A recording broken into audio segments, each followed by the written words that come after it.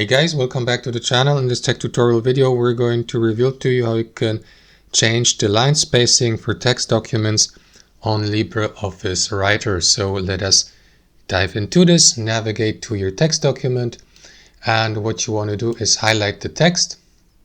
And here at the top, just above the ruler, you will see this option, set line spacing. You may also access the line spacing by expanding the sidebar here to the left and navigate to the selected text box properties, and here you'll see the line spacing settings as well here, for example. So you may click into that drop down menu or that one and select the line spacing and see the result here to the left. For example, line spacing of 2, 1.15.